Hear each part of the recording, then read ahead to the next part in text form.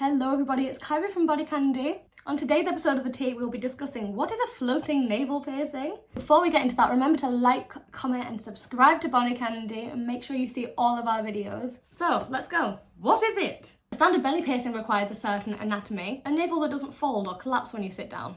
A floating belly piercing, navel piercing, uses jewellery with a charm end on the top, and a small ball end or flat disc at the bottom, where it can sit comfortably inside the navel or seated. That's why it's called floating, because the charm kind of looks like it's floating. While a collapsing navel is a recipe for rejection, the floating version will allow a really comfortable fit and will experience less motion and pressure. Most importantly, let's talk about jewellery options. So your jewellery options with this piercing are very different than a standard belly piercing, but not necessarily limited. One option is to just wear standard belly rings upside down once you're healed. Put the top ball end on the bottom and then rock the charm end on the top. This works best with like abstract charms or gems. Just make sure it's facing the right way. Another option is a double mount belly ring, worn upside down.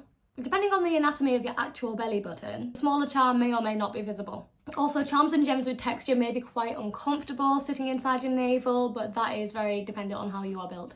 We very often get this question: can you wear a circular ring in a floating navel? That is a question only your piercer can answer for you. The human body comes in so many different shapes and sizes. It's impossible to give a straight answer not being able to see you. For example, so many people can wear a captive ring in their rook piercing, so many people cannot. This is definitely more of a maybe from us, and go and see your piercer for proper advice. Piercing has evolved so much over the last few years and it continues to do so. It used to be that if you didn't have a certain anatomy for a piercing, you weren't able to get it, but these days there's normally always an alternative. Now there's alternatives like floating industrial, faux rook, and the floating navel. These allow piercings to be way more accessible for everybody. I really hope this video helped. Remember to like, comment and subscribe to BodyCandy to see a lot more of these videos, and I will see you on the next one. Bye bye.